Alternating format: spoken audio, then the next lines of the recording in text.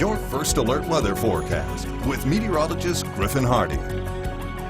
Great to see you this Saturday evening. We're pretty cold outside, and we've got a breeze coming out of the north-northwest at 7 miles per hour, making us feel even colder. We're at 41 degrees in Columbus, and notice the dew point is down below freezing. We're much drier than where we were this time yesterday. So let's have a look at temperatures across the region. We're in the low 40s across much of the area, reaching the freezing point in some areas, 32 in Corinth, 32 in Oxford and Grenada there as well. And many of us are going to get below or reach the freezing point for this evening. Let's compare it to where we were this time yesterday. Some of us are anywhere from 20 to 30 degrees cooler compared to where we were this time yesterday. We had a pretty strong cold front, a hefty cold front that came through and brought some showers, and it's cooled us off quite considerably. So that cold air is going to be lingering with us overnight into tonight, and because of that, we've got some pretty widespread freeze warnings in effect. Any of us, even some of us here in the towards the Gulf Coast, are looking at a freeze watch, so still a good potential for some freezing even all the way down there.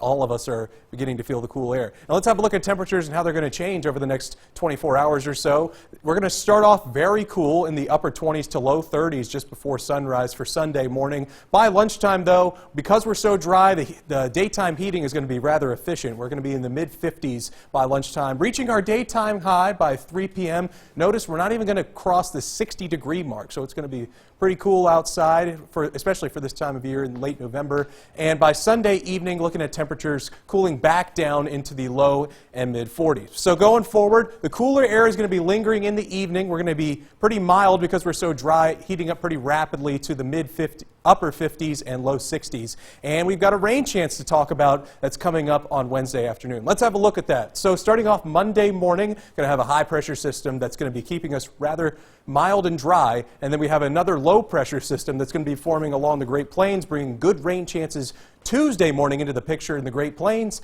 And by Wednesday, late Tuesday, early Wednesday, this system will begin to be crossing the Mississippi River, and it'll be bringing pretty good coverage, pretty good potential for some rain showers to be developing all the way throughout the central United States, covering our viewing area as well. That'll pass by Wednesday evening, and we'll be turning mostly clear after that. So in the 7-day forecast, we're going to be looking at a pretty good forecast in the short term in the upper 60s. There's that rain chance at 60% on Wednesday. Thanksgiving looks nice as well as high pressure begins to build back in with highs in the low 60s. We've got some more weather news to talk about. There was a launch today of the most advanced weather satellite in the world. GOES-R went up into space today from Cape Canaveral, Florida. It was a joint effort between NASA, NOAA, and the Cooperative Institute for Meteorological Satellite Studies, or CIMS. Among the features on the satellite, real-time lightning data, a new imager with 4 times the resolution, and it's expected to be operational within the next 3 months. Exciting stuff, especially for the weather community. Yeah, you were really excited about this today. I was in the weather lab just cheering it on as it was launching. I thought like a sporting event was on TV for you.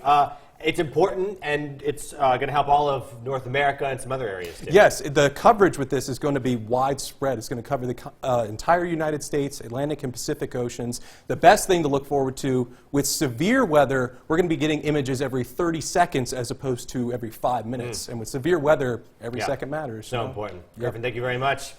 We're going to have a recap of Mississippi State's football game today in just a moment, but an area nonprofit is